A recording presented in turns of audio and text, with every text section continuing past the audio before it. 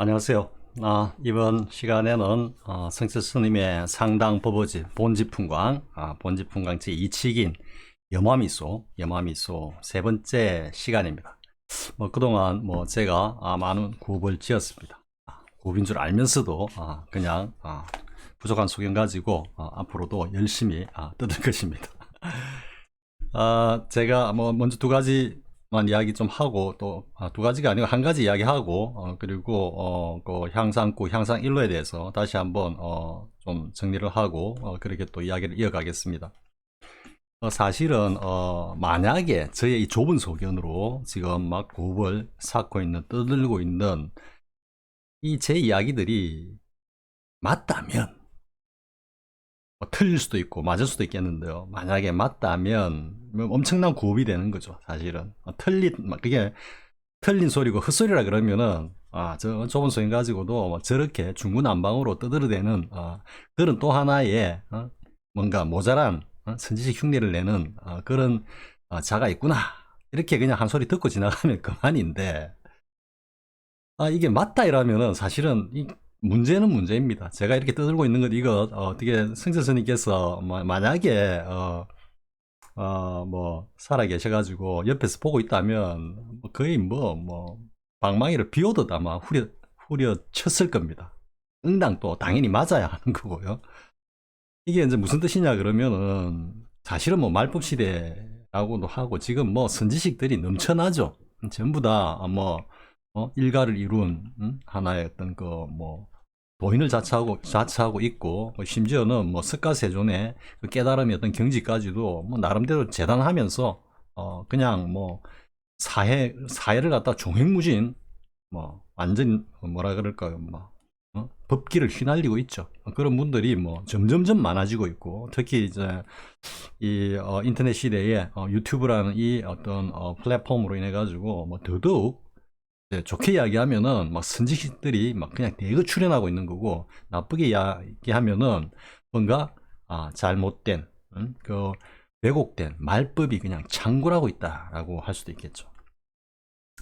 그러면 이제 가령 예를 들어서 승철 스님께서 그 본문종사의 그 관점에서 입장에서 지금까지 이렇게 본지풍광을 비롯해 가지고 불법의 정수, 성가의 어떤 골수를 갖다가 이렇게 다 말씀을 하시면서도 저같이 이렇게 구업을 짓지 않는 그 이유는 뭐냐 하면은, 승지스님께서 정말로 막 고구정령 속속들이 이건 이렇고 저건 저렇고 이게 이랬어, 이건 부처님의 어떤 취가 이렇고 이 공안의 이 취는 이렇게 돼 가지고 저같이 마루구가 어떻고 향상구가 어떻고 얼마든지 말씀을 하시려면 할 수 있겠죠.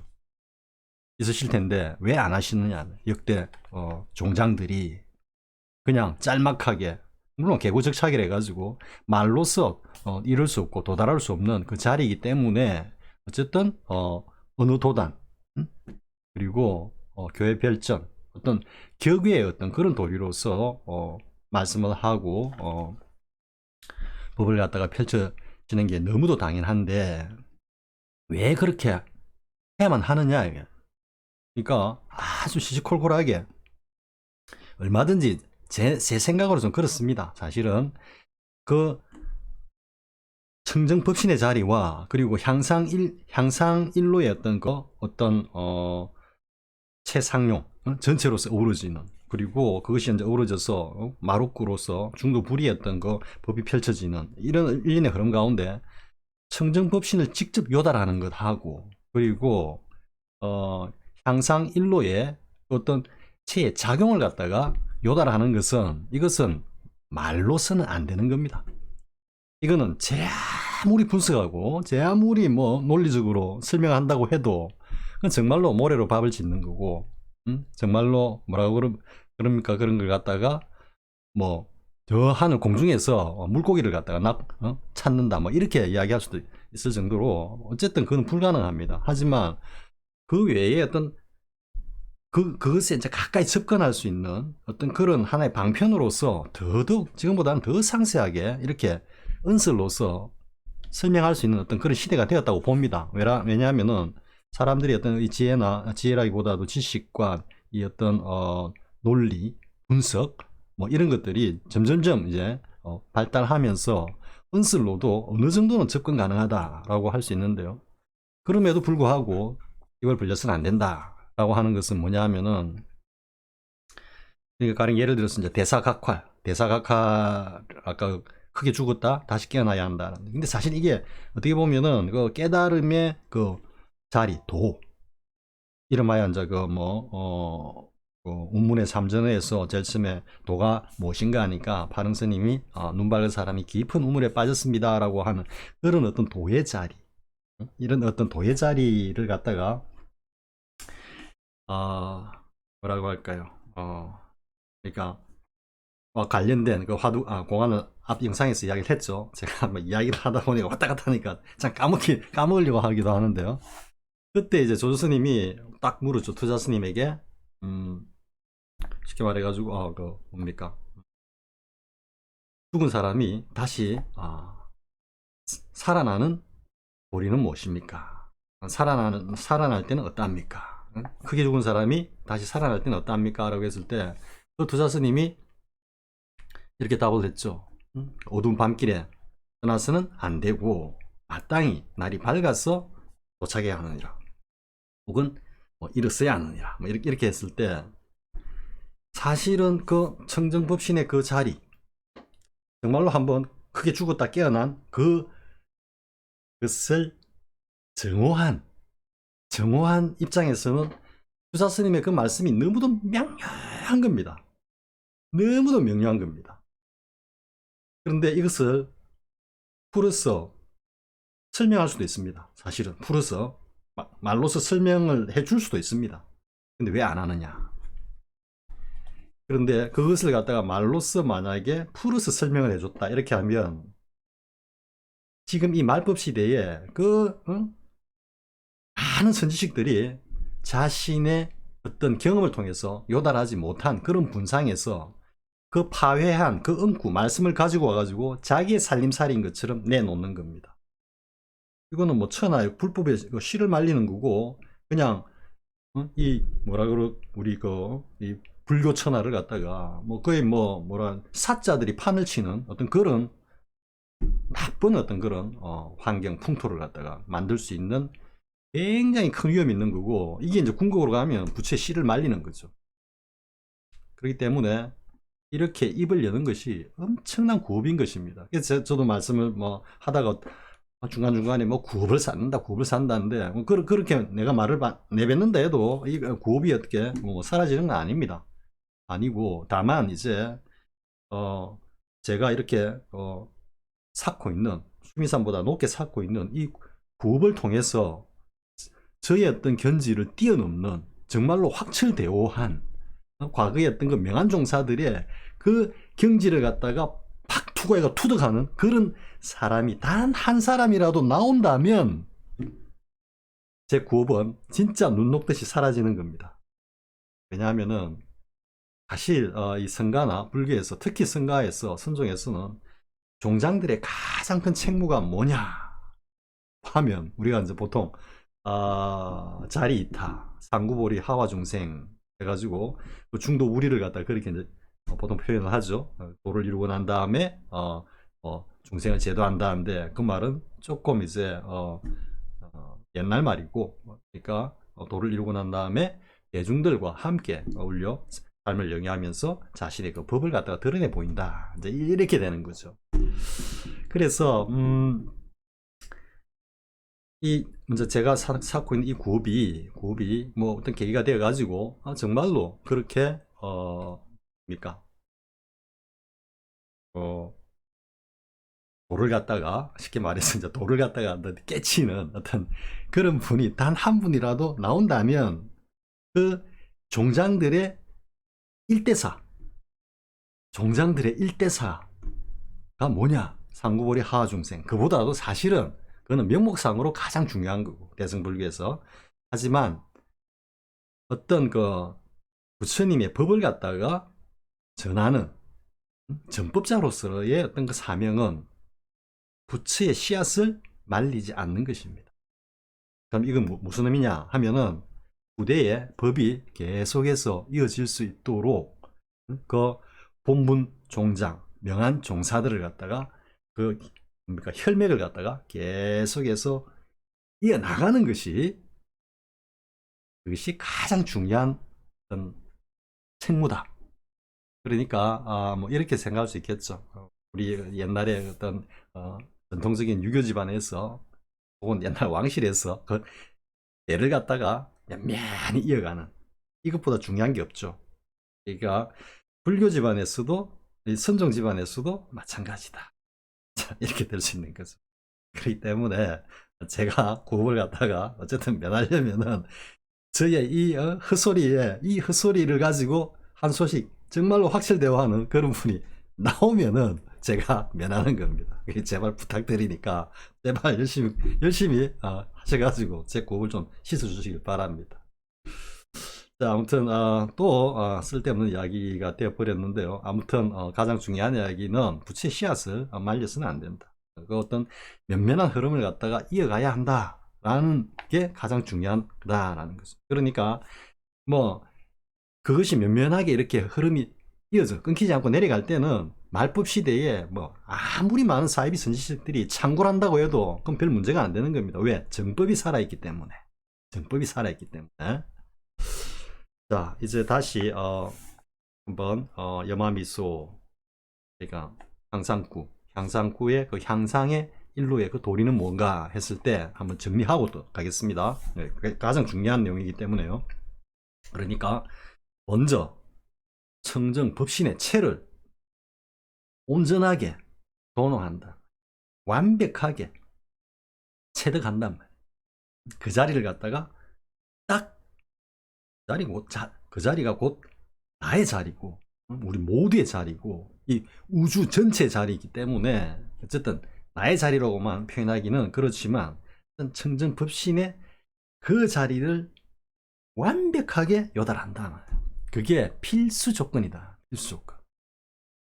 이 선가에서 선종에서 항상 일로를 논하고 있다라는 이야기는 그것은 청정법신의 그 체를 갖다가 요달하는 그 경지는 기본 중에 기본이다 이 말이에요. 이것 없이는 항상 일로고 조사선이고 없다 이런 이야기입니다. 그래서 앞서 이야기했지만 그건 오직 모를 뿐 알래 알 수도 없고 도달할래야 도달할 수도 없는 거니까 아예 모른다 하고 그냥 감각적으로 보고 듣고 느껴지는 이것을 통해서 그것을 갖다가 알아차린다. 근데 알아차린 그 자리가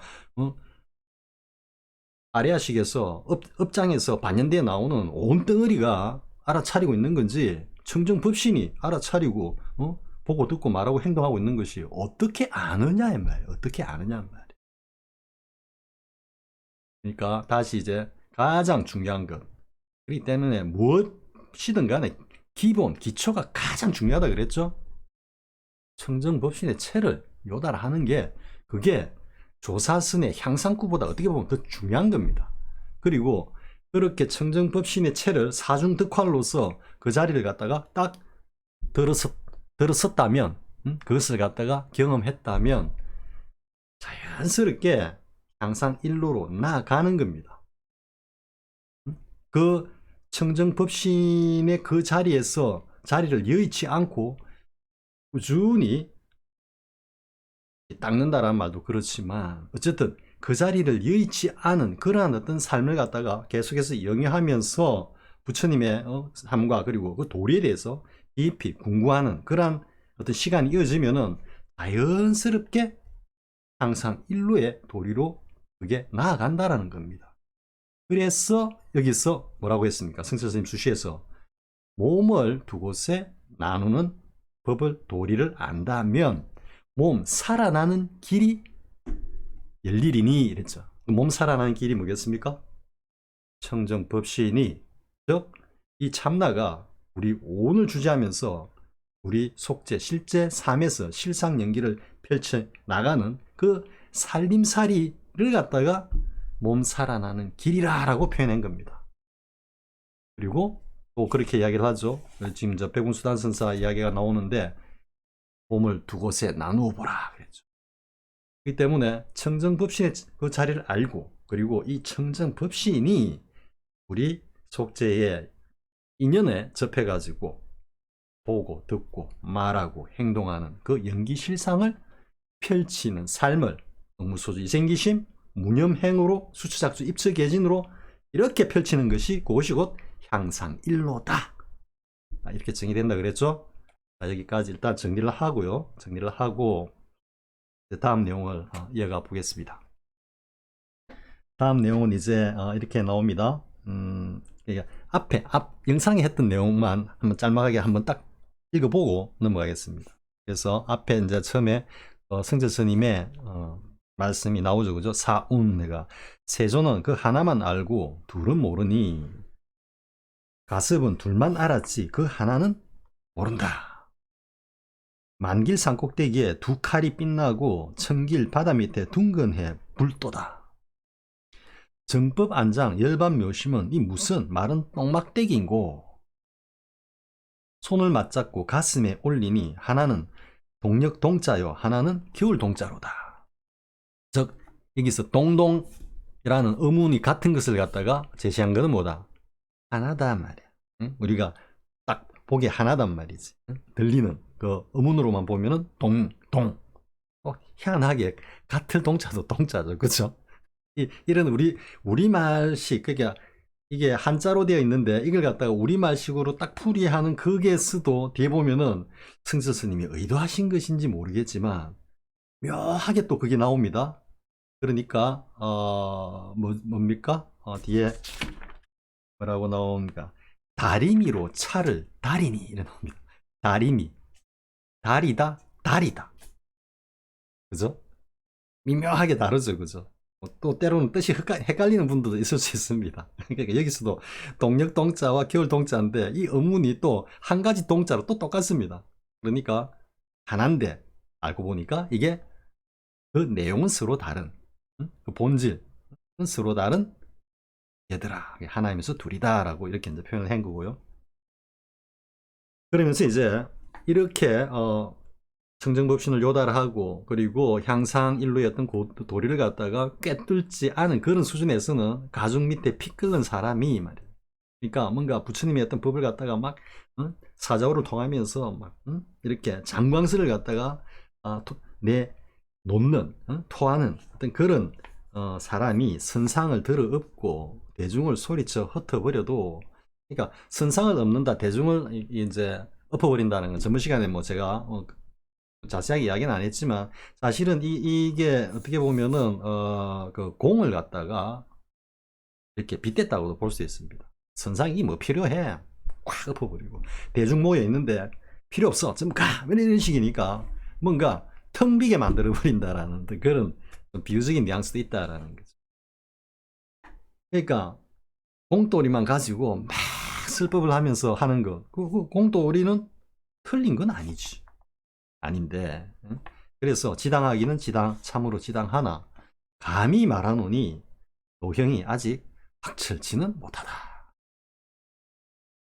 없고 또 없고 없는 것마저 없다라고 하는 그 궁극의 자리에 이르러도 아직 30방이 남아있다라고 말씀하시는 오봉 원묘선사의 그 어떤 선녀에서 나오는 말씀하고 계시는 그 취지와 같다라는 이야기죠. 일러도 30방 이르지 않아도 30방이다. 좀 뭐 약간 다른 이야기지만 뭐 공부가 된 입장에서 한번 일러보라. 일러도 30방이고 이러지 않아도 30방이다 라고 했을 때는 과연 여기에 처해서 어떻게 할 거냐. 그때는 얼른 그 큰 스님의 주장자를 뺏어버리면 됩니다. 자 여기까지 하고요. 다음에 이제 오늘 내용 이어가 보겠습니다. 임재 정맥이요 양기의 적손인 백운 단선사가 이 법문을 들어 말했다. 여마미소 이 법문에 대해서 지금 뭐라고 할까요? 평창을 했나? 어쨌든 난 달았는데요. 백운 수단선사의 이 말씀을 다 이제 보고 이 양기 방해 스님과 백운 수단 스님의 그 시질 인연, 깨달음의 시질 인연에 관한 이야기를 제가 한번 해보겠습니다. 왜냐하면 이것도 향상구이기 때문에 향상 일로를 이야기하고 있는 거고 앞서 이야기했지만 마조의 그 일할과 그대로 맥이 다 있는 그 어떤 스토리입니다. 스토리. 이건 이제 화두공안이라 생각하면 화두공안이고, 그냥 스토리인데 그 스토리에 담겨 있는 그 취지, 낙처가 뭐냐 이렇게 하면 이제 화두공안이 되는 겁니다. 다시 임재의 정맥이요. 양기의 적손인 대군 단선사가 이 법문을 들어 말했다.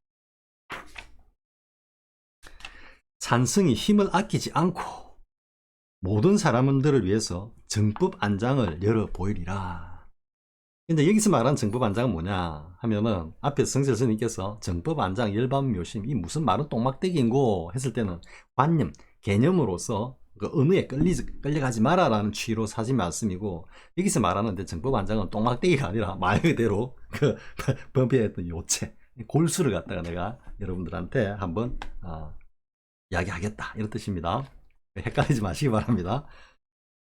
그리고 그렇게 이제 말씀을 하시고 난 다음에 손을 들고 두 손가락을 세워 말하되, 손을 들고 두 손가락을 세워 들고 말하되, 이제 여러분 그냥 탁 들어오죠, 그죠? 우리 앞에서 뭡니까? 저 천길 밑에 붉은 애가 바다 밑에 붉은 애가 있고 그 만길 높은 꼭대기에 두 칼이 빛나고 있다라고 했죠, 그죠?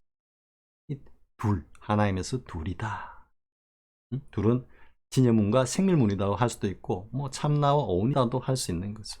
이 참나와 오온으로 몸 나누기를 해보아라, 이제 이 이야기가 나오는 거죠. 손을 들고 두 손가락을 세워 말하되, 구지스님은 하나만 딱 들었는데 여기서는 두 개를 딱 들죠. 그럼 구지스님의 이 일집 업무는 뭐다?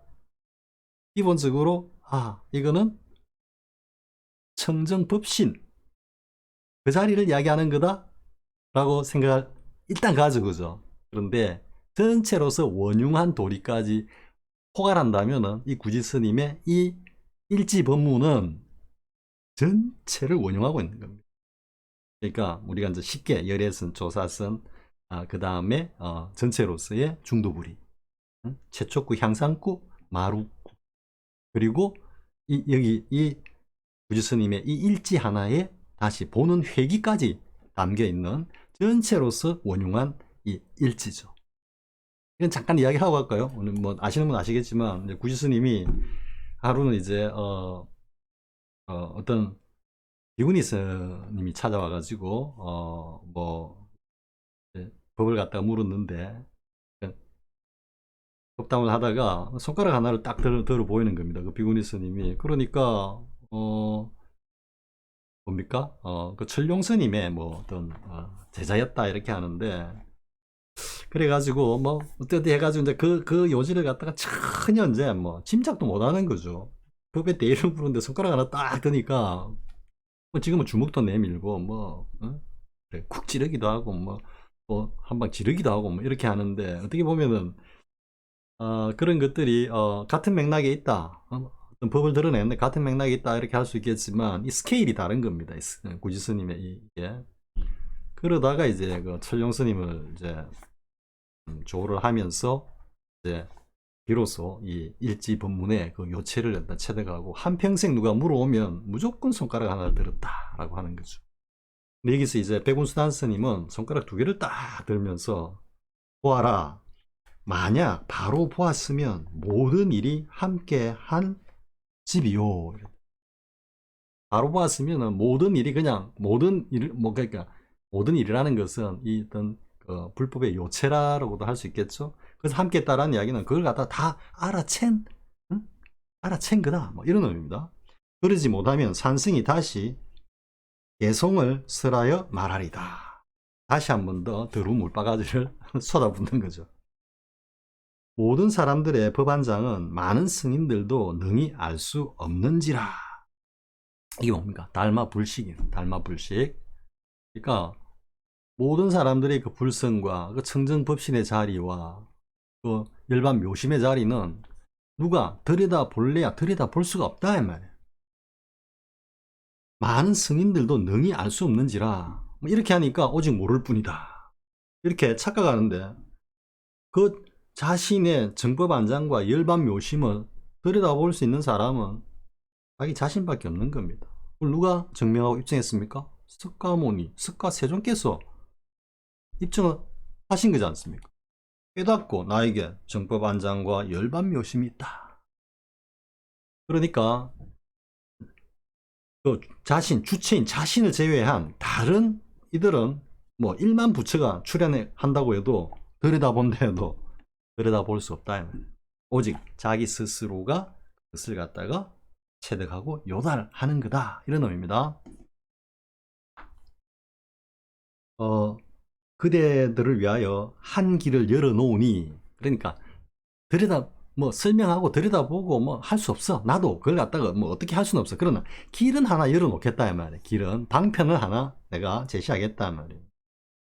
밝은 빛이 큰 당나라에 가득 찼도다. 이거는 뭐 그 백암록 제1칙에 보면은 뭐 맑은 바람이 뭐 당나라인가 뭐 온누리에 가득 찼도다 뭐 이런 이야기하고 비슷합니다. 그러니까 원호 스님의 차근지, 저는 백암록 보면서 원호 스님의 차글을 거의 안 봤습니다. 왜냐하면 그 원호 스님의 차그에 내가 끌려갈 수 있거든요.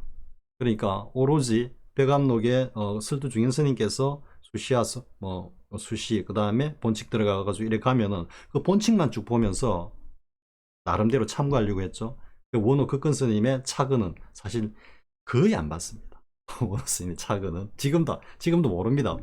그러니까 대종고 스님께서 그 스승인 원호 극근 스님의 그 백암록을 갖다가 불살랐다라는 것은 일리가 있는 것입니다. 사실은 우리 그 불법의 집안의 어떤 뭐라 그럴까요? 하나의 보물인데 백암록이 가본데 거기에 원호 스님의 그 차거들이 상당한 어떤 마구니 역할을 하고 있기도 하다라고 할 수 있습니다. 그래서 돼 있는데요.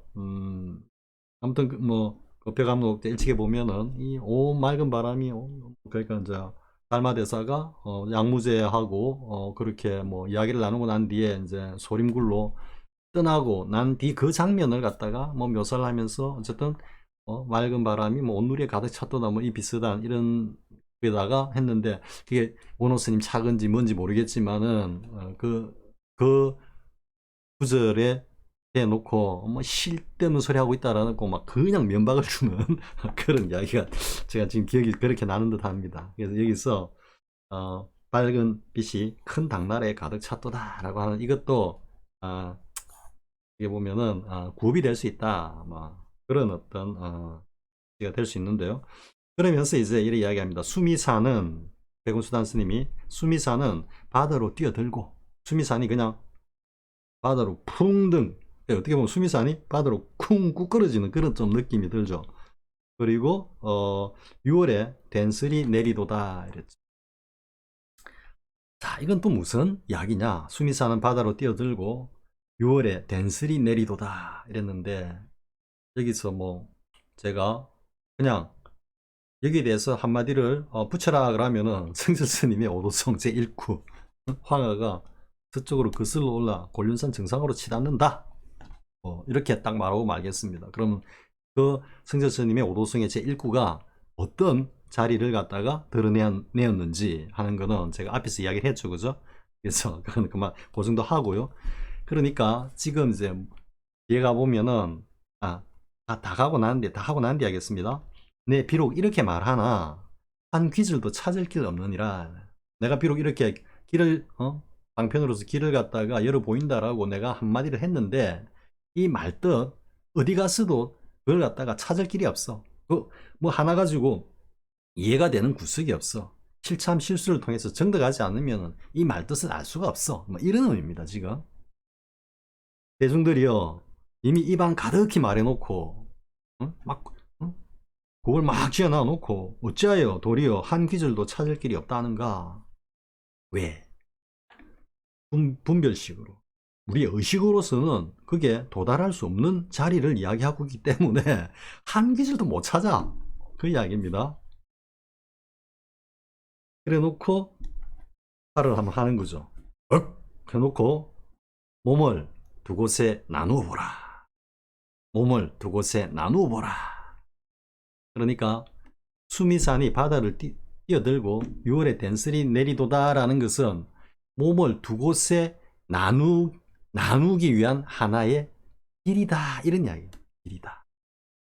여기서 더 이상 설명 안 하겠습니다. 앞에서 다 했기 때문에 여러분들이 그 성자 스님의 오도송 제1구가 어떤 경지를 드러내었는지 그걸 잘 생각하시면은 지금 여기서 몸을 두 곳에 나누어 보라라는 것은 나의 청정법신 그 자리를 갖다가 어떻게 완벽하게 요달해라.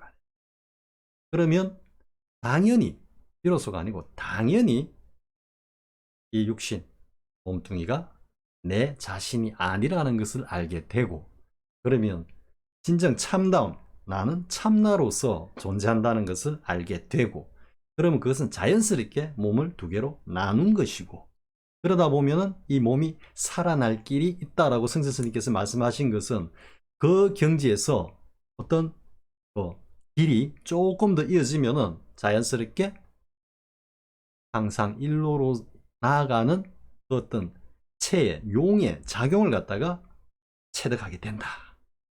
이런 이야기입니다. 이게 전체적으로 이야기하면은. 자, 여기까지 일단 하고, 그 다음에 이제 성자 스님께서 하시는 말씀이 이어지는데요. 이 성자 스님 말씀, 이제 이유는 나중에 결론적으로 가고요. 이 양기 방해 스님과 그리고 백운수단 스님의 그 시절 인연. 백운수단 스님이 양기 스님의 그 말 한마디에 이제 대오를 하거든요. 말 그대로 진짜 은하 대오를 하는 겁니다. 그런데 제가 이 이야기를 왜 또 이렇게 장광설로 또 하느냐 하면, 이 양기 방해 스님과 백운수단 스님의 이 시절 인연 이 이야기도 청정법신의 요다를 갖다가 필수적으로 말씀하고 계시기 때문입니다. 자, 그럼 그 내용이 어떻는지 제가 한번 이야기를 해보겠습니다. 제가 이 책을 갖다가 한번 이 책 광고하는 거다 생각이 됩니다. 장경각에서 나온 건데요. 이 책하고 이게 이제 뭐냐면 송나라 선사들의 수행 이야기가 성철 스님께서 뭐 가려 뽑은 한글 선으로 이렇게 되어 있습니다. 이게 한글 선으로 이렇게 되어 있고, 이게 이제 해홍 각범 스님의 임간록입니다. 임간록 수풀림자의 사이간자에 뭐 적어놓을 록, 기록할 녹자죠. 이 책에서 나옵니다. 이 책 앞부분에 나옵니다. 보면 여기 이제 대부분 제가 뭐 많이는 읽어보지 않았지만 대부분 좀 짤막짤막한 그런 일화들, 그리고 뭐 법을 갖다가 뭐 이렇게 명징하게 드러내는 그런 이야기들도 다수 있지만, 뭐 그 위에 그냥 소소한 삼방야화와 같은 그런 이야기들도 좀 있습니다. 그리고 또 하나는 이제 이게 뭐 아시는 분들은 워낙 잘 아시는 분들이죠. 일로 와야 되네. 원호 극근 스님의, 제가 하잖아. 원호 극근 스님의 원호 심요. 그러니까 마음 닦는 요긴한 편지글 해가지고 나왔습니다. 이 다 이제 장경각에서 나오는 건데요. 근데 이 책들은 다른 책 한 두 권 더 하고 좀 됐습니다. 최근에는 뭐 삼천배하러 뭐 100년 안에 올라가는 것 자체를 엄두를 못 낼 정도니까요. 그런데 얼마 전에 삼천배하러 갔다가 이 책 아마 4권을 갖다가 법보시를 받았습니다. 쉽게 말해 그냥 공짜로 그냥 얻어온 겁니다. 100년 하면서. 그래서 이제 뭐 원호 심료는 읽다가 나중에 읽어보려고 일단 하고, 해운각범 스님의 그 임간록은 뭐 이런저런 이야기들이 짤막짤막한 이야기들도 있어가지고 이렇게 한번 가볍게 읽는다고 읽다 보니까 이 지금 30몇 페이지인가 가면은 이제 양기방해 스님과 백운수단 스님의 그 시절 인연, 깨달음의 그 시절 인연에 관한 이야기가 딱 나오는 겁니다. 그냥 뚝 읽어보니까 그렇지. 저는 이제 고개가 뭐 끄덕끄덕해지는 겁니다. 그래서 제가 뭐 아직도 기억하고 있고요. 그리고 마침 이 강상구 대마미소와 관련해서 지금까지 쭉 이야기했던 것들과 그 맥을 같이 하고 있기 때문에 제가 굳이 지금 이야기를 해보려고 합니다. 그래서 이제 양기방해 스님이 이제 백운수단 스님을 처음 만났을 때, 백운수단 스님도 뭐 아주 뭐 외모가 준수하고, 그러니까 어떻게 보면 이 당대에 역대의 그 조사 스님네들이 어떻게 보면은 요즘으로 치면 거의 천재들인 거예요. 천재. 영재 수준을 넘어서서 거의 천재들인 겁니다. 그러니까 뭐 그 우리가 이제 보통 보면은 육조예능 스님께서는 일자무식인데 깨달았다 해가지고 우리 그 선종의 선가의 어떤 그 상징적인 어떤 그런 의미로서 흔히 이렇게 등장을 하는데, 실제로 역대 조사들을 이래 보면 뭐 향엄 스님 그렇고 또 앙산 스님 그렇고 뭐 다들 보면은 뭐 거의 당대 천재가 아니고 거의 희대 천재다라고 할 수 있을 정도로 정말로 대단하신 분들이 많았다고 그렇게 저는 생각이 듭니다. 백운순한 스님도 뭐 외모도 수려하고 준수하고 그리고 영민하고 이렇게 하니까 이 처음 만났을 때 양기 방해 스님이 굉장히 각별하게 백운수단 스님을 한참 손아래겠죠, 그죠? 백운수단 스님을 갖다가 뭐 이렇게 이제 대하고, 그리고 뭐 대화를 나누면 밤을 새워서 이야기하고 그런 시절이었는데, 하루는 이제 양기 방해 스님이 백운수단 스님에게 자신의 어떤 그 백운수단 스님의 출가 스승, 그러니까 뭐 개를 갖다가 수계를 받은 그 어떤 스승님, 그리고 그 회화에서 또 공부를 좀 하다가 이제 양기 방해 스님을 만나게 되는데요. 이제 그 이야기들을 하다가 그런 이제 그 양기 방해 스님이 뭔가가 이제 이 시즌이 도랬다라는 것을 돈 스님이니까 병수단 스님과의 대화 끝에 이제는 뭔가 이 취모금을 휘두를 때가 됐다. 살인근과 활인도를 가지고 저 우리 백운 수단 스님의 저 어떤 자리를 갖다가 분명하게 일러줘야 되겠다 라는 그런 생각이 드신 것 같습니다, 양기 방해 스님이. 왜냐하면 이 이야기들이 보면은 그게 취목은 법을 쓰는 그게 뚜렷하게 드러나고 있기 때문입니다. 그래서 이제 지금부터 본격적인 이야기입니다. 뭐냐면 양기 방해 스님이 백운 수단 스님에게, 그래 우리 백운 스님께서 오도를 하셨을 때, 깨달았을 때, 그러니까 다리를 건너다가 밑에 물이 흐르는 그 뭐 소리를 들었는지 그 장면을 보았는지 보고 깨쳤는지 들어서 깨쳤는지는 모르겠지만 다리를 건너면서 깨쳤다고 하는데, 그때 그 오도성이 정말로 아름답다고 하는데 나에게 한번 들려줄 수 있겠는가? 이제 칼을 갖다가 한번 쓱 꺼낸 겁니다, 양기 방해 스님이. 그러니까 뭐 당연히 이제 백운순 스님도 뭐 자기가 깨달았다라고 이제 그것도 당대의 뭐 최고의 선성인 양기 방해 스님으로부터 뭔가 인정을 받는 듯한 그런 느낌이 탁 들었을 거 아닙니까? 오도성을 들려달라 이러니까. 그러니까 사실은 제가 더 드라마틱하고 극적으로 지금 막 스토리텔링을 하는 겁니다. 뭐 책에는 그렇게 이렇게 재밌게는 안 돼 있습니다. 아무튼 그렇게 딱 하니까 이제 기다렸다는 듯이 백운수단 스님이 자신의 오도성을 탁 이제 이야기하는 겁니다. 제가 한문 원문은 모르겠고요. 그리고 정확한 내용도 제가 또박또박 자꾸대로 옮길 수는 없지만 취지는 이렇습니다. 백운수단 스님이 이렇게 이야기합니다, 오도성을. 나에게 아주 신비한 구슬이 하나 있는데 그것이 아주 오랫동안 먼지에 쌓여다가 오늘에 이르렀어야 비로소 그 먼지가 싹 그치니 그 진주 구슬 하나가 온 산하대지를 밝게 비치는도다. 이렇게 그 오도성을 딱 내보인 거죠. 그러니까 그 오도성이 딱 끝나자마자 양기 방해 스님이 하하하하 웃고 나가버리는 겁니다. 아무 소리도 안 하고. 나를 두 번째 싹 정말 날카롭고 치명적인 살인도가 쫙된 겁니다, 지금 백운수단 스님.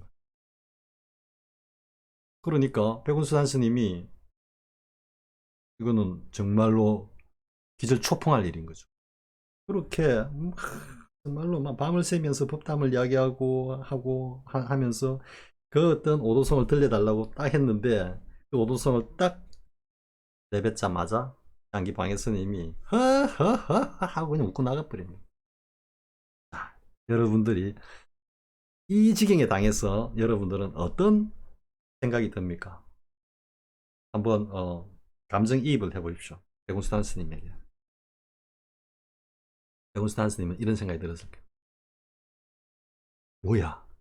제 방에서 모두 나를 갖다가 깨달았다라고 다 인정하고 인가하고 하는데 왜 백운수 단스님은 말씀 한마디도 안 하고 저렇게 비웃듯이 웃음을 내뱉고 평소와는 다르게 그렇게 인자하고 자상하고 친절하신 분이 왜 저렇게 거의 조소에 가까운 저런 웃음을 갖다가 그냥 흩뿌리면서 나가버리시지?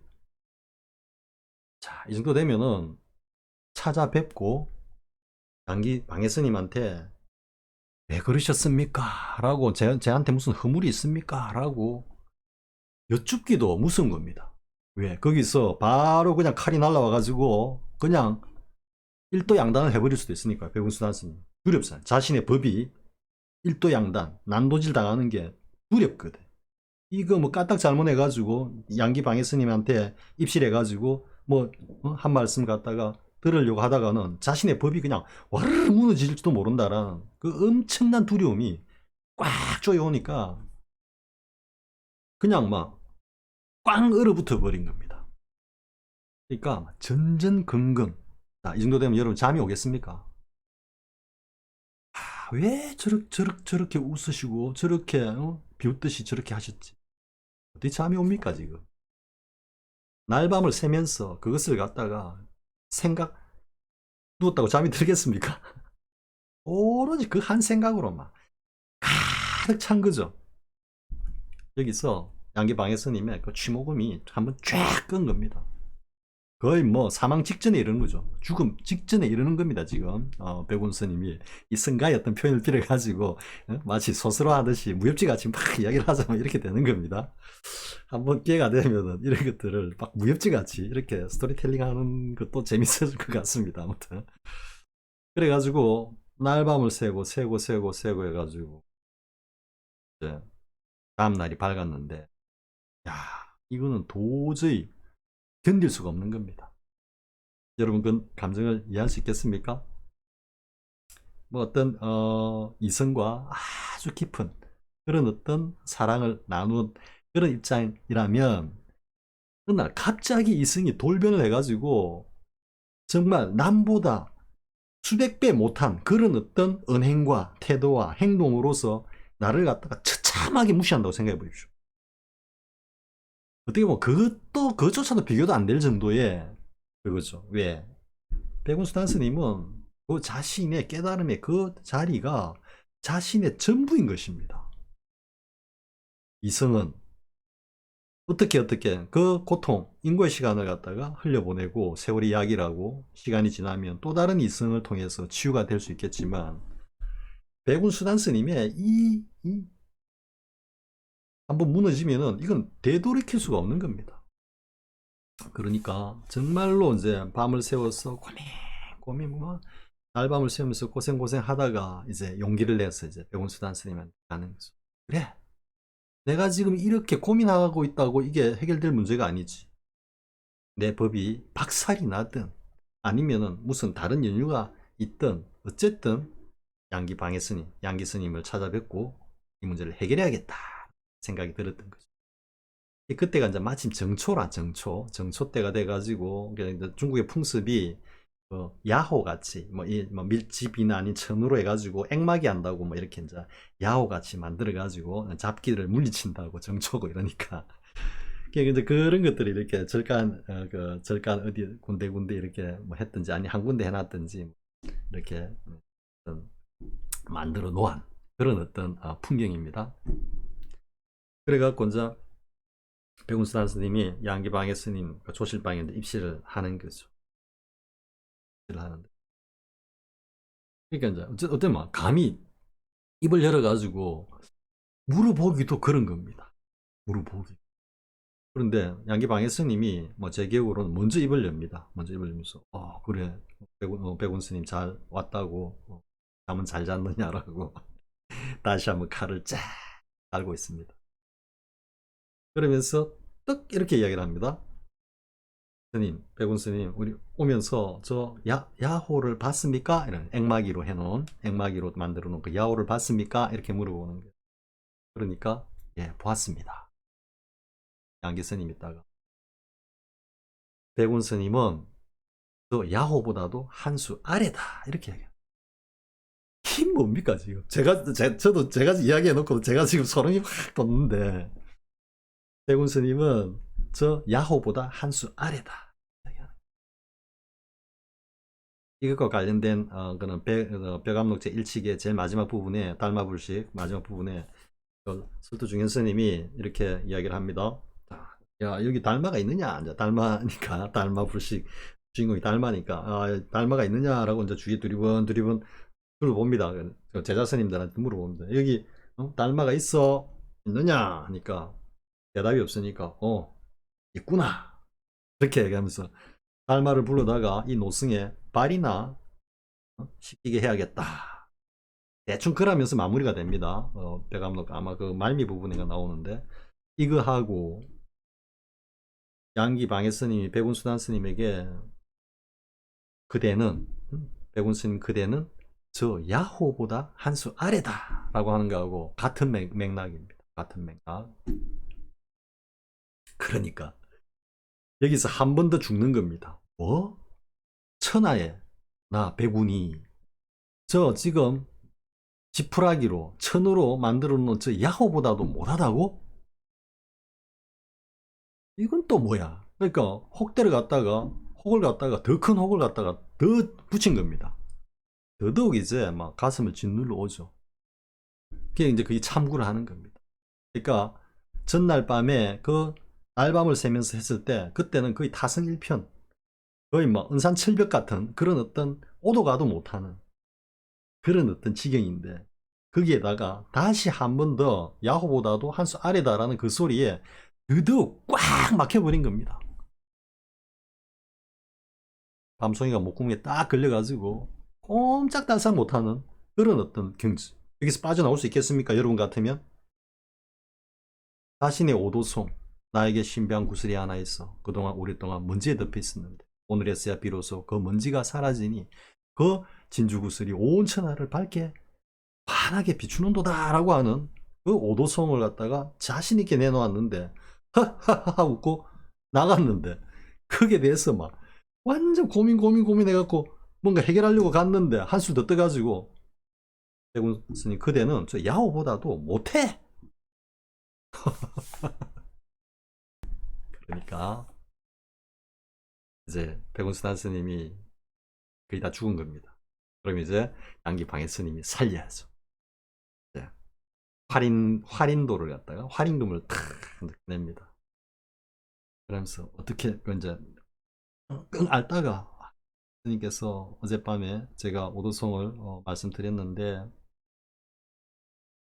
왜 그렇게 하셨는지 정말 모르겠습니다.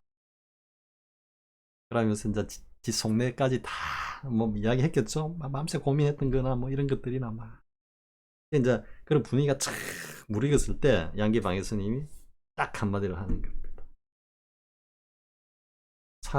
이 세상 사람들은 웃기를 좋아하는데 웃는 걸 참 좋아하는데 이 세상 사람 백운 스님 그대는 웃는 것을 두려워하는구나 하는 이 소리에 백운수단 스님이 화련대오를 합니다. 팍 터지면서 그런 취이셨구나 라는 거. 여러분 이해가 됩니까?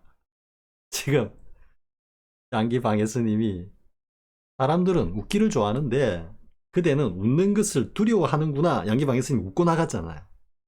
그게 조서가 되든 뭐가 되든가. 사람들은 어쨌든 웃는 걸 좋아하는데 그대는 웃는 것을 두려워하는구나 하는 그 소리 화련대오를 하는데 양기방해 스님의 그 말씀이 마조의 일할과 다름없는 도리고 낙처다 말이에요. 그 양기방해 스님의 그 말씀 한마디에 그대로 향상 일로의 그 경지를 갖다가 그대로 그냥 투득을 해버린 거죠. 왜? 그 앞에 청정법신의 자리는 그 오도성에서 드러내고 있는 그것은 기본으로 딱 갖추어져 있었다라는. 그러니까 그 야호보다도 한 수 아래다 라고 하는 그 말씀, 이거는 앞에서도 이야기한 노파가 그 암자를 불사른 공안하고 다 맥락을 같이 하는 겁니다. 절두스님이 달마를 불러서 내 발이나 씻겨야 되겠다 라고 하는 것과 다 맥이 닿아 있고요.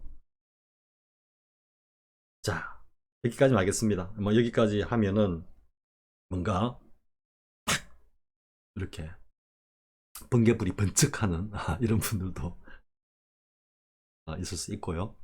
여기까지가 이제 양기 방해 스님과 백운수단 스님의 그 깨달음의 시질 인연에 관한 스토리고, 그리고 그 백운수단 스님이 그 양기 스님의 그 법을 이으면서 이후에 양기파의 임재종 양기파가 천하 제일의 어떤 그 종문으로 우뚝 서게 만드는 그 출발점이 되는 거죠. 그래서 양기 방회, 백운수단, 오조 법연, 다음에 원호 극근, 대종고, 이렇게 우리 선정사의 가장 굵은, 가장 튼실한 그 법맥이 쫙 이어지게 되는 출발점이다. 이렇게 되는 거죠. 그 백운수단 선사가 딱 들어 손가락 두 개를 딱 들어 보이면서 말씀을 하시고, 제일 마지막 마무리로 몸을 두 곳에 나누어 보라 라고 말씀하셨다. 이렇게 되는 겁니다. 자, 여기서 이제 여기까지 하겠습니다. 자, 이래 놓고 이제 성주 스님께서 이 백운수단 스님의 말씀에 대해서 덧붙입니다. 몸을 두 곳에 나눈다 함은 살신 실명함이 아니오. 뜻이 매우 깊어 알기 어려운 것이다. 만약 능히 바로 알면 1700공안을 일시에 뚫어버릴 것이니 등한히 여기지 말라. 운문종의 불인 원선사가 송하였다. 이렇게 말씀해 놓고 다시 운문종의 법손인 불인 원선사가 송한 것을 갖다가 다시 소개를 합니다. 부처님은 꽃을 들고 가슴은 미소 지으니 물밑에 고기요 하늘 위에 새로다. 자, 여러분 뭔가 찌릿하고 안 옵니까? 부처님이 꽃을 들고 가슴은 미소를 지으니 물밑에 고기요 하늘 위에 새로다. 제가 앞서 무슨 말 했습니까? 물고기가 물에 빠져 죽었고 하늘을 나는 저 새가 박제가 되어 흑공에 박혀버렸다라고 그랬죠. 항상 일도를 투과하지 못하는 그 경계, 그리고 조사선이랍시고 이거 보고 듣는 이놈이 바로 그 놈이고, 여기가 스가세존께서 깨치신 자리고 여기가 종결점이다. 그 자체다. 그 이상은 없다라고 하는 그것은 뭐다? 물고기가 물에 빠져 죽었고, 그리고 하늘을 나는 새가 공중에 박제가 되어서 딱 박혀버린 형국이다 그랬죠. 근데 여기서는 부처님은 꽃을 들고 가슴은 미소 지으니 물밑에 고기요 하늘 위에 새로다. 어떤 의미겠습니까? 물밑에서는 고기들이 춤을 추며 헤엄을 치고, 하늘에서는 새들이 저 푸른 하늘을 갖다가 그냥 날개짓을 하면서 날아오른다. 지금 이런 뜻이죠. 근데 그걸 갖다가 제가 물고기를 죽여버리고 새를 갖다가 박제로 만들어 버렸죠. 그런데 제가 이제 이야기를 하겠습니다. 제가 왜 찌릿하냐면, 제가 물속에서 물고기가 빠져 죽는다, 우리가 이제 물고기가 물속에서 물을 찾는다, 이런 표현이 있죠. 거기서 제가 차관이 딱 되면서 그렇지, 이거는 물고기가 물에서 살아야 될 놈이 물에서 그냥 죽어버린 거야. 이게 이제 딱 떠올랐고요. 그리고 그게 이제 물을 딱 하니 하늘이 딱 또 대비가 되면서 그렇지, 하늘을 나는 새가 날개지대가 날아가야 되는데 이거는 날아가던 새가 문득 박제가 돼갖고 허공에 그냥 팍 박혀버린 거다라는 이 응구가 쫙 올라오는 겁니다, 안에서. 그래서 굉장히 자주 썼습니다. 다른 영상에서도 이걸 했는데, 근데 지금 본지풍광을 딱 보는데 이게 있는 겁니다. 야, 정말 놀랐습니다, 저도. 그래서 제가 다시 야, 내가 허당은 아니다. 허당은 아니다. 그렇지. 허당은 아닌 것 같아. 조금은 그래도 뭐 아는 구석이 있는 것 같아. 스스로 이제 어, 따위하는 어떤 그런 것도 되는데요. 아무튼 부처님은 꽃을 들고 가슴은 미소를 지으니 이게 운문종의 법손인 불인 원선사가 송한 겁니다. 그러니까 불인 원선사의 그 안목에 제가 어느 정도 통했다라고 볼 수도 있는 거죠. 부처님은 꽃을 들고 가슴은 미소 지으니 물밑에 고기요 하늘 위에 새로다. 살았어. 삼라만상이 역동적으로 팍 이게 뭡니까? 우리 청정법신이 연기실상으로 이 세상에 나투는 모습이다. 까마귀 날고 토끼 내달리니 가을 국화 누루토다 하는 그 도리와 그대로 이어지는 겁니다. 그러면서 이제 미륵을 잘못 알아 관음보살이라 하고 다리미로 차를 다리니 그릇이 다르구나. 다리니 다르구나. 그러니까 이 지금 이 한글로 풀이해 놓은 이것을 성철 스님께서 우리 한글이 가지고 있는 이 다리니 다리다 다르구나를 갖다가 의식을 해서 이 불인 원선사에 이 말씀을 갖다가 여기 실었다면은 성철 스님은 천재입니다. 천재. 정말로. 야, 이건 어떻게 우리말을 갖다가 이렇게 다리미 다리다 다르구나 하면서 그 불이 중도에 하나님에서 둘이다라는 그 둘의 도리를 갖다가 어떻게 이렇게까지 첨첨 밀밀하게만 세밀하게 이렇게 드러내실까 라는 생각이 들 정도입니다. 솔직히 저는 한자 원문은 모르겠고요. 아무튼 이 한글로 풀이해 놓은 정말 대단하다. 그러면 이제 미륵을 잘못 알아 관음보살이라고 하고 이랬는데 저도 이제 처음에는 이 작구에 끌려가는 겁니다. 미륵불 관음보살 미륵불하고 관음보살하고 이 도대체 무슨 의미냐. 근데 앞에서 제가 그랬죠. 석가는 하나는 알고 둘은 모르고 가습은 둘만 알되 그 하나는 모르니 했을 때 석가 가습 빼버리라 그랬죠. 그러니까 미륵을 관음보살로 잘못 안다라는 이야기가 그냥 혼돈을 하는 거예요. 잘못 안다라는 이야기입니다. 그냥 그렇게 여러분들 쉽게 예를 하면요. 그 뒤에도 다리미로 차를 다리니. 이제 옛날 다리미가 뭡니까?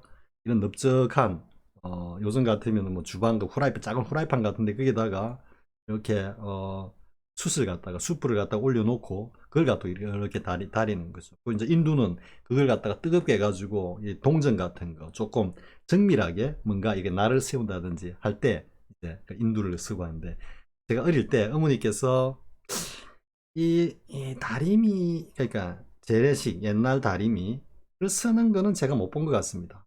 근데 인두를 가지고 그 할머니 할아버지의 그 한복에 동전을 갖다가 이렇게 다리는 그 모습은 제가 본 기억이 있습니다. 아무튼 그런데 그러니까 그 숯불에 이렇게 얹어 가지고 옷을 다리는 이 다리미 그 위에다가 이제 닭이를 얹어 가지고 다린다 이래 되는 거죠. 여기 이 내용이 한자 가지고 뭐 좀 말이 있는데요. 그러니까 뭐 올두인가 올두 전다 부동조다 이렇게 돼가지고 그러니까 올두가 이제 이게 뭡니까 다림이고 그리고 전다가 뭐냐면은 이제 차를 다리는 닭인데 그래 전다조가 전다조죠. 전다조라고 하죠 보통. 전다조는 닭이고 전다는 차를 다린다 동사의 어떤 의미인데 근데 이거를 이제 보면은 다리미로 차를 다리니 그릇이 다르구나 라고 한 거는 요 순서대로 그대로 올두 전다 부동조다 이걸 갖다가 한글 순서대로 쭉 풀이한 겁니다. 그러니까 이제 성조 스님께서는 뭐 이렇게 우리 한글로 풀이한 이 표현 안에 이미 법을 담아 가지고 이렇게 한글로 해석을 해 가지고 표현했다 이렇게 볼 수도 있는데요. 그러니까 근데 이걸 가지고 이제 뭐 좀 다른 어떤 선지식께서는 뭐라 하냐면 이 올두 전다 부동조가 아니고 올두 전다조 부동이라고 하는 표현들이 다수 나온다라고. 그러니까 어떻게 보면 조자가 전다조 이래 가지고 그러니까 다리미하고 차를 다리는 그 다기가 같지 않다, 다르다 이렇게 해석하는 것이 맞다. 성철 스님의 이 번역이 조금 미흡하다, 불만이다, 뭐 이렇게 의견을 제시하는 분도 인터넷에 제가 우연히 봤습니다. 뭐 이걸 공부한다고 한번 관련되는 걸 찾아보는 와중에. 근데 이제 그거는 작구에 떨어진 작구에. 원문이 지금 성철 스님께서 전다조를 안 하고 전다 부동조다라고 했기 때문에 전다는 차를 다린다라는 의미가 되는 거죠. 그리고 성철 스님께서 제가 또 이야기했지만 이렇게 한글 풀이로서 법을 그 안에 담고서 했다면 당연히 이렇게 표현을 하셨겠죠. 그리고 이제 하나 그분의 어떤 해석이 미흡한 게 뭐냐면 여기는 향상구입니다. 향상구라는 건 뭐겠습니까? 작용을 이야기해. 작용. 그러니까 그분 말씀대로 다리미하고 닭이가 다르구나. 어떤 정적인 두 개의 사물을 두고 다르다. 이렇게 말씀을 하시죠. 그게 아니죠. 여기는 다리미로 차를 다린다라고 하는 작용을 갖다가 드러내고 있는 겁니다. 자, 그러면 앞에 미륵불을 잘못 알아 관음보살이라고 하고 뭐겠습니까? 그냥 이 분의 대꾸 논리로 하면 미륵과 관음은 같지 않으니 이렇게 표현하면 됩니다. 당연히 다리미와 닭이는 같지 않다. 자, 이렇게 하면 어떻겠습니까? 물에 빠져 죽고 하늘에 박쥐가 돼버리는 겁니다. 미륵을 잘못 알아 관음보살이라고 하고 잘못 알고 관음보살이라고 하고 다 뭡니까? 다 작용이 드러나고 있는 거죠. 보고 듣고 말하고 다 하고 있는 거죠. 다리미로 차를 다린다. 행동을 하고 있는 거죠. 그걸 드러내고 있는 겁니다. 성철 스님께서 고구정령 우리말로 풀이를 할 때도 이렇게 그 움직임 작용까지 법을 담아 가지고 이렇게 드러내신 거라고 저는 이해합니다. 그렇기 때문에 여기에 대해서 왈가왈부하면서 그냥 이 구절이 이렇게 해야 됐다. 성철 스님께서 원문을 갖다 딱 자신이 한자의 어떤 그 달인으로서 한문의 달인으로서 이렇게 원문을 스스로 딱 제시를 하고 이렇게 한글로 풀이해 놓은 것을 두고 그것을 억지로 그렇게 쓰면 안 되고 이렇게 써야 된다라고 하면서 다리미하고 차는 다르다 이렇게 해야 된다. 그럼 관음보살하고 미륵은 다르다 이렇게 해야 되는 겁니까? 아닙니다. 이건 작용을 드러내고 있는 겁니다. 그래서 여기서 다르다 하면 도대체 뭐냐? 그러니까 이게 이제 여러 가지로 해석이 될 수 있습니다. 다각적으로 해석이 될 수 있는데 하나는 온과 참나가 다르단 말이야. 응?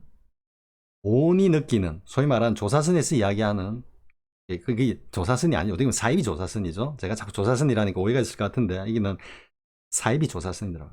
그러니까 감각이나 보고 듣는 이놈이 바로 그놈이다라고 했을 때 미륵을 잘못 알아 관음보살이라고 한다. 우리 흔히 쉽게 이야기하면은 자식을 원수를 잘못 알아 자식으로 삼는다. 뭐다? 이 감각하고 느끼는 이놈이 온이냐 참나냐 말이야. 다르단 말이야. 응? 참나가 아니고 그거는 온덩일 뿐이야. 이런 의미가 담겨 있는 겁니다.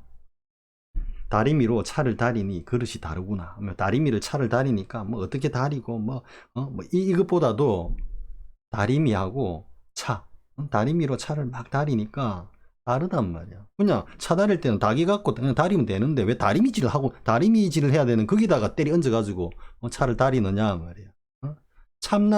참나가 현발해가지고 살림을 해야 되는 건데 그걸 갖다가 온덩이가 막 주제하면서 그걸 가지고 내가 보고 듣고 느끼는 이놈이 그놈이기 때문에 자기가 온덩이에 굴려가지고 망상에 굴림을 당하면서 막 행하고 있는 그런 어떤 일체의 어떤 의식적 감각적 그런 행동들이 그게 바로 참나가 행하는 거다라고 착각한단 말이에요. 오해하고 있단 말이에요.